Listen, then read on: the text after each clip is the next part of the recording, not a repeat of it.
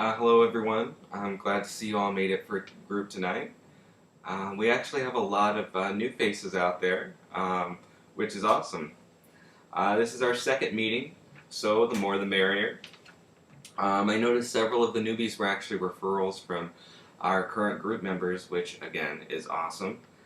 It's really proving to me that the process of psychodrama can really be effective when dealing with addiction and the issues that come with it. So for those of you who don't know, my name is Matt Howard, and I'm a licensed clinical social worker specializing in addictive behaviors. Together we've started this psychodrama group, and it's a little different than your ordinary counseling group.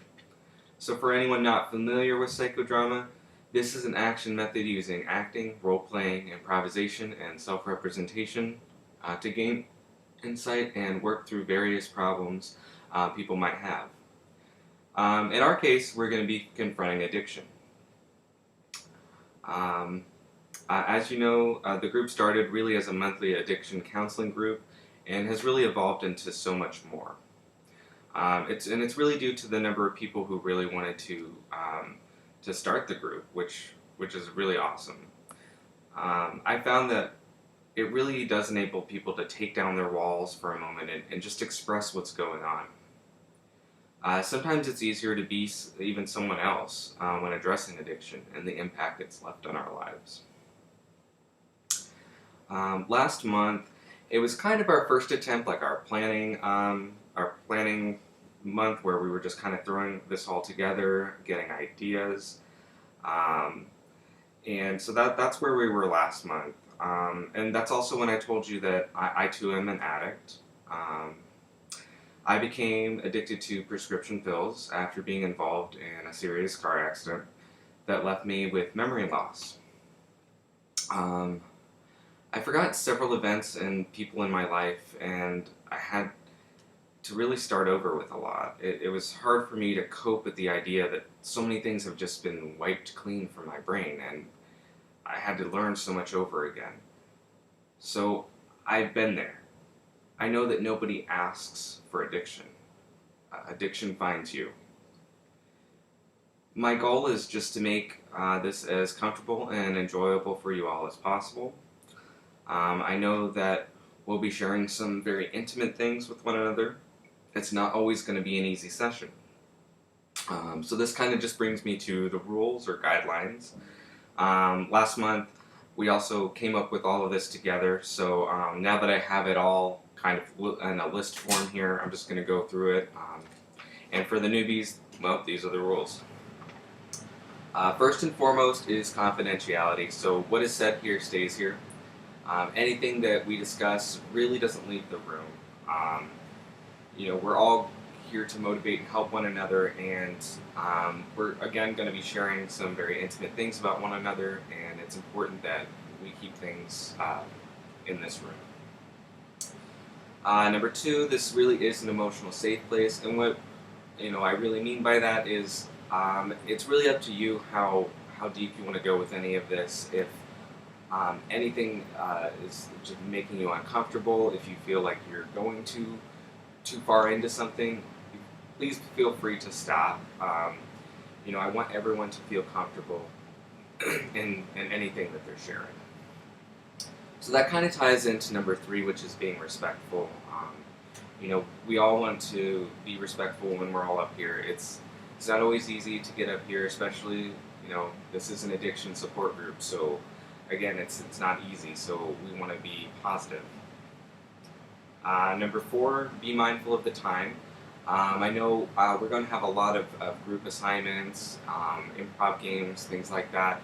But when it comes to the monologues that we're going to be reading, definitely practice them at home. We just want to give everyone a chance. I really would like to get, ideally, 5 to 7 people a night, so we're not going to get to everybody, but really we want to just be mindful of the time, so definitely practice at home. Number 5, this is the last rule I have, really, is that participation is mandatory. So I really feel like the group is kind of self-defeating if we have people that aren't participating. So if you're part of this group, at some point, we're going to have some sort of participation. So that's all that we came up with. Are there any questions or anything that anyone would like to add? I did have one question. How does feedback work? I mean, I get that this is a support group, but I just want to focus on the positive, not the negative. I just don't want to go backwards. I'm also new to this kind of group, so I just don't know what to expect. Okay. No, that's a great question, Amanda. The feedback can be given by group members as well as myself. But remember the rules about being respectful. So at any point, if that rule is compromised, with anyone, including myself, which shouldn't be an issue with me, is providing any sort of feedback, we want the focus to be on the addiction and why it's a problem, but we also want to focus on the progress that you've made, that we've made together, and just kind of moving forward. So definitely a great question.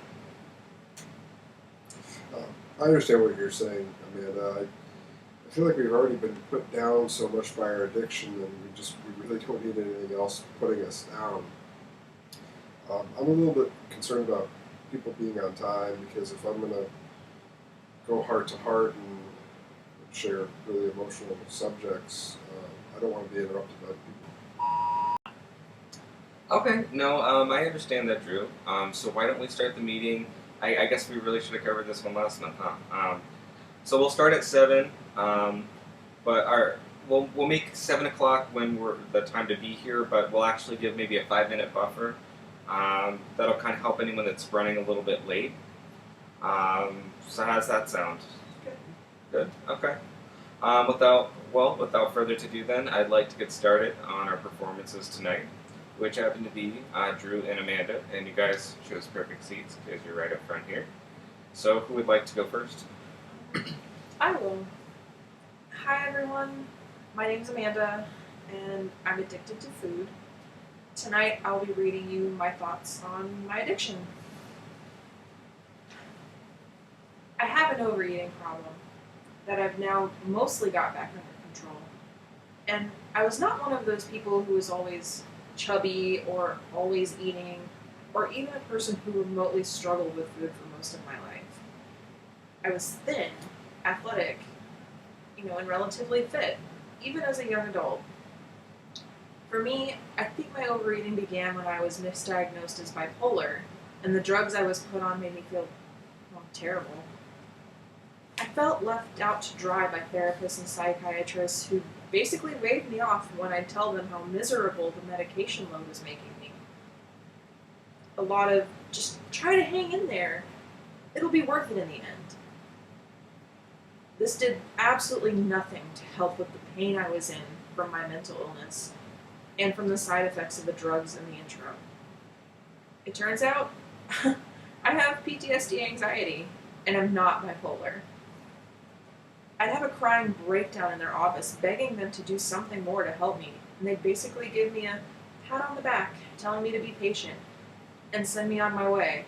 It was like a nicer F you. Because of the drugs I was on, my options to self-medicate to try to manage how I was feeling was very limited.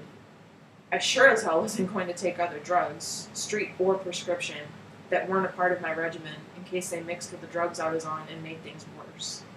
Same thing with drinking alcohol. I couldn't drink the pain away because that would be dangerous. And besides, it would have been irresponsible.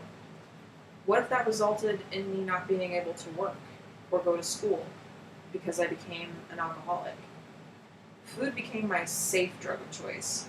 I could binge eat and overeat and get the happy, nice feelings from that temporarily pushed away those awful bad feelings, and I wasn't in danger of messing up my medication or making myself a danger or a nuisance the way imbibing other substances would.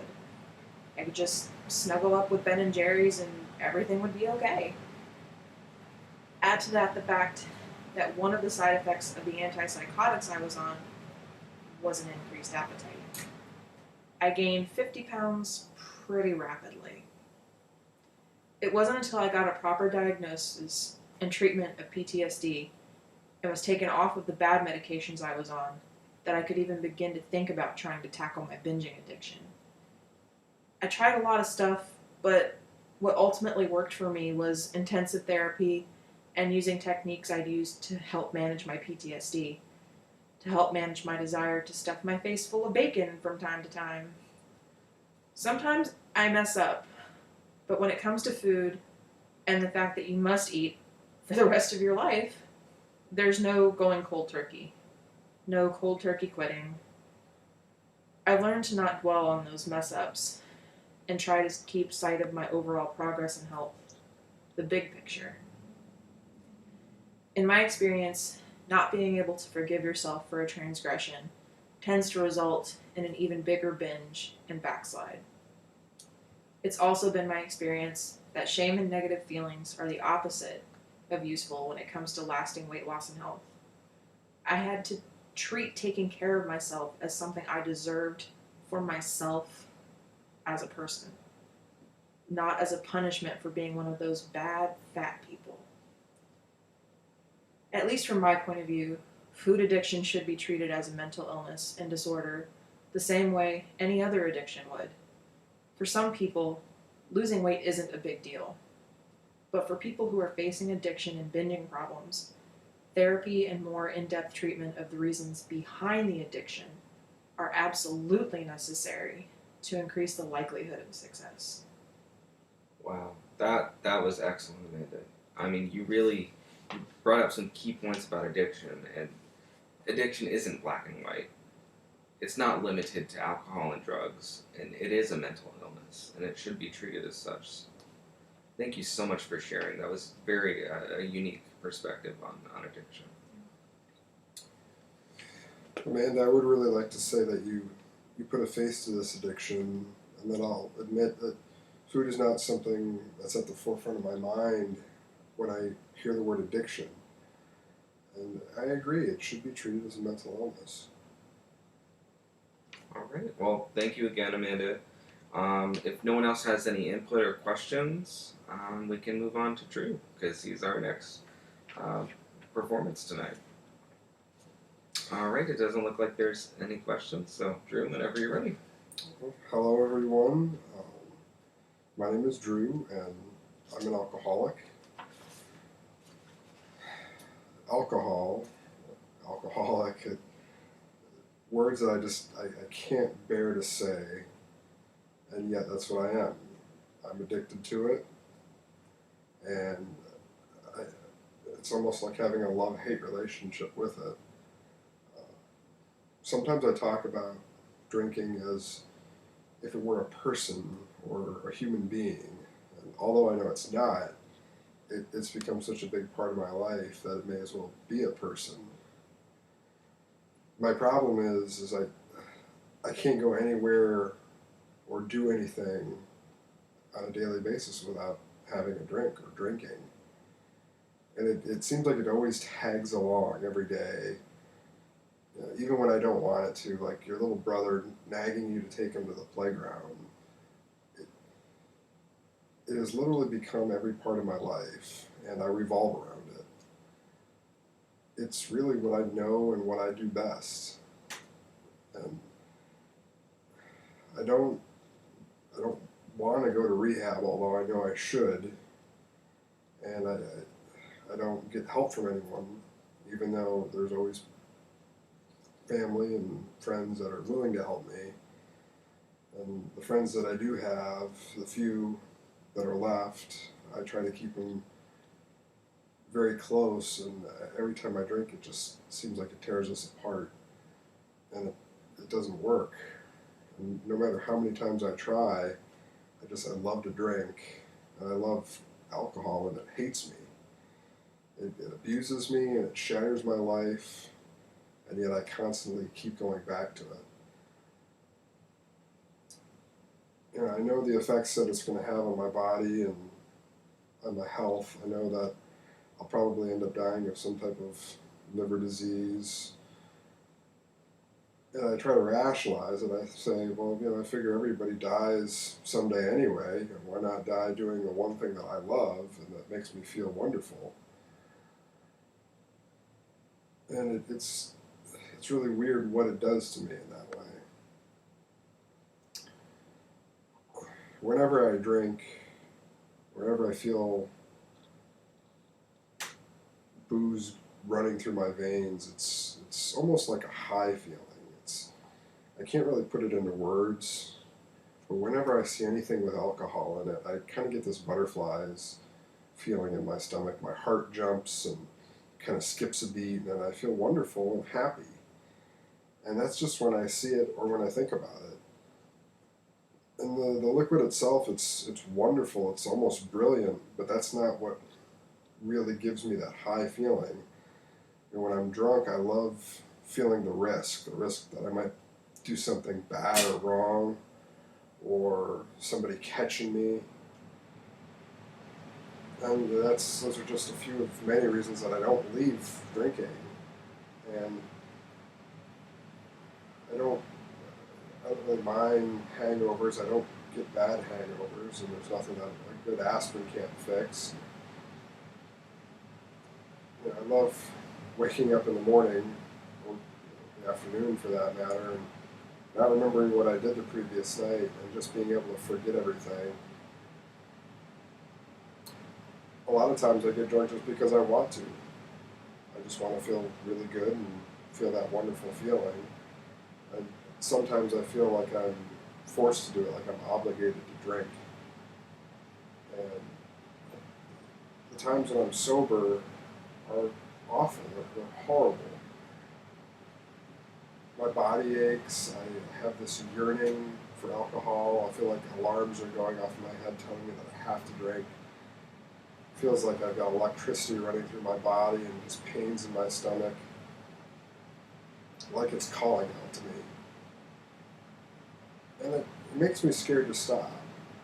What if I go to rehab and then I get out and I relapse, and then I realize I can't stop? You know, what then? What are my alternatives? You know, I don't have to worry about failing when I drink. I don't have to worry about the consequences. The process of drinking for me is so simple. There's no expectations. All I have to do is just open the bottle and take a drink. And just the thought of losing that, it hurts. It's very scary. That the comfort is just a drink away.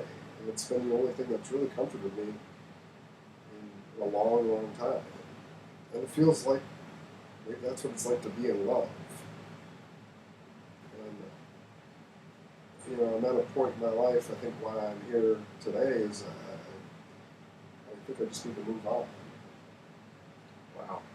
Very powerful. Addiction really does become like a member of the family, doesn't it? Almost like they have a place at the table.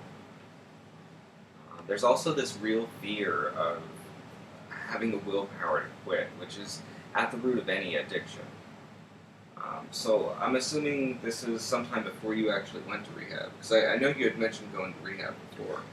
I went to rehab a few years ago, and this is really how I remember feeling about going. And when I went before, it didn't work out so well, and I really still feel this way when I think about drinking.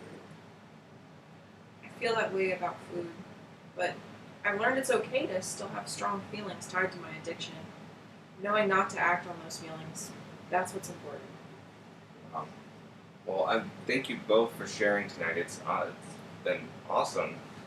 So this has been kind of our first go with performances.